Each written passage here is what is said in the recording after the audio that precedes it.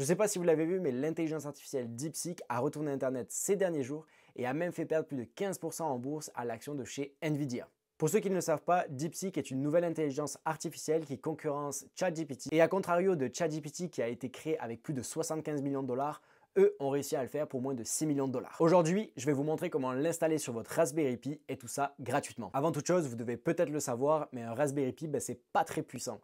Donc quand vous allez voir qu'on va installer DeepSeek dessus, quand vous allez commencer à envoyer des prompts, ça risque de prendre quelques secondes avant de recevoir la réponse, comme vous pouvez le voir à l'écran. Vous allez voir que c'est vraiment long si vous envoyez des prompts sur DeepSeek sur votre Raspberry Pi, mais il y a moyen de booster tout ça avec une carte graphique externe. Donc si vous avez un adaptateur que vous pouvez brancher à votre Raspberry Pi, ça fera l'affaire. Donc moi, comme vous pouvez le voir, j'ai volé la vidéo, ça ne m'appartient pas parce que malheureusement, je ne suis pas monétisé par YouTube. Donc abonnez-vous à moi pour que finalement, je sois monétisé par YouTube. Donc pour tous ceux qui veulent quand même utiliser DeepSeek sur leur Raspberry Pi malgré le fait que ça soit là, toutes les commandes vont être en description de cette vidéo. Donc place au tutoriel.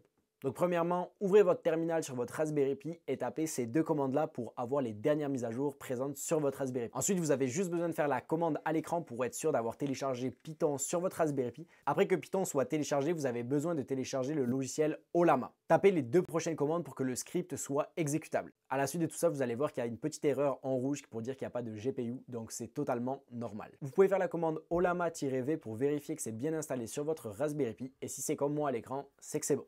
Ensuite, vous avez juste besoin de faire la commande suivante à l'écran pour que ça puisse aller télécharger DeepSeek directement sur votre Raspberry Pi grâce à Ollama. Quand tout ça c'est terminé, faites la commande que vous voyez à l'écran et si vous avez une erreur comme moi, ça veut dire que c'est bien en fonction. Donc pour finir, vous avez juste besoin de faire la dernière commande que vous voyez à l'écran et ça va ouvrir un chatbot directement avec DeepSeek pour que vous puissiez directement parler avec lui. Donc n'oubliez pas que toutes les commandes sont en description, au moins ce sera plus facile pour l'installer.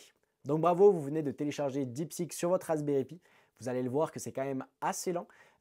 C'est ça, si jamais vous voulez une intelligence artificielle gratuite, vous avez celle-là ou sinon utilisez OpenAI, donc ChatGPT gratuit directement sur Internet.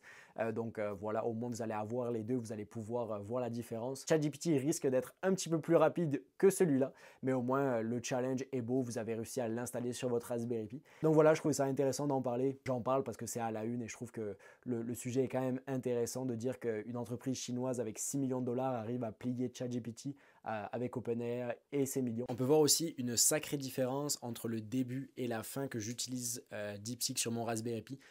Au tout début, c'était vraiment très très lent et depuis que là je l'ai connecté avec un câble Ethernet par exemple, ça va beaucoup mieux. Donc je ne sais pas si c'était dû au fait que c'était en Wi-Fi et en câble Internet ou si c'est parce que le réseau de DeepSeek va beaucoup mieux parce que les gens l'utilisent moins à l'heure où je tourne la vidéo. Donc je sais pas, donc voilà, des fois ça va être très très lent, des fois ça va être beaucoup plus rapide.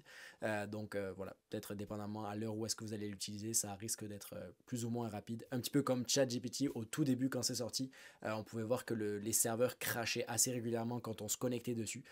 Donc voilà, à prendre en considération. Petite vidéo comme ça, il y a plein de projets qui arrivent, n'hésitez pas à vous abonner et à mettre un like. Nous on se retrouve pour une prochaine vidéo. C'était Loïc, salut!